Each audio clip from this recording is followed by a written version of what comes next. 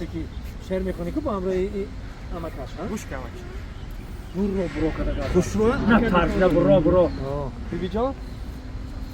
من بگو من فارس زبانم من نبیره کروشم نبیره کروش بزرگم من نبیره شاه اسماعیلی سامانی ام همون شعرهایی که میدانی تو دیوانی بخارا بود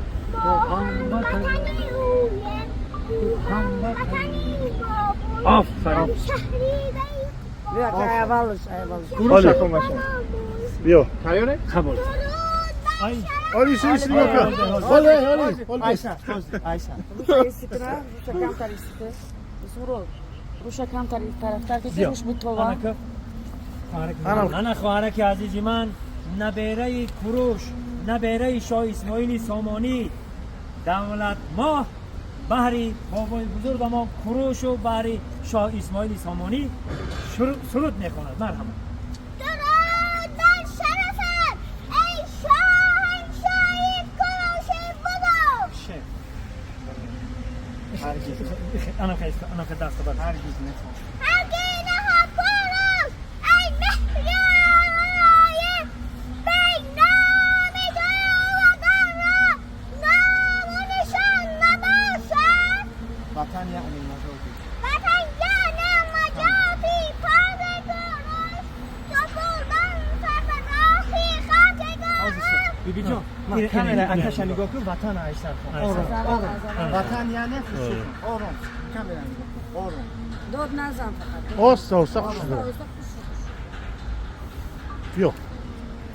رفتیم وطنم وطن یعنی نجاتی پاک کروش سپردن سر به راهی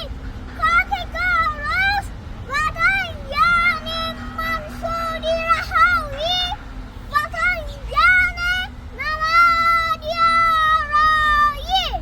یارایی اسماعیلی سامانی رفتیم دیوانی بخارا بود ما هم وطنی اویم او هم وطنی ما بود هم شهری به اقبالم هم شهری به ناموزم یک حرف و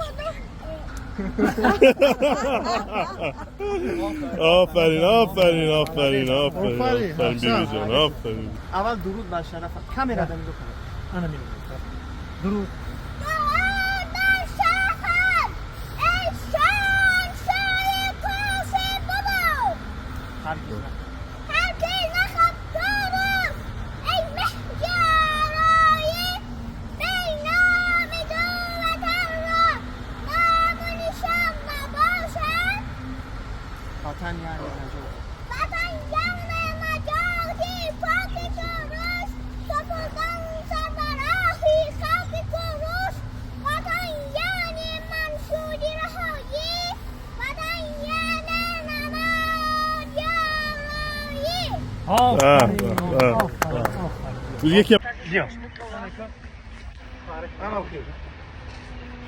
انا خواهرک عزیزی من نبیره کروش نبیره شاه اسماعیلی سامانی دولت ما بحری بابای بزرگ ما کروش و بحری شاه اسماعیلی سامانی سرود میکند مرحبا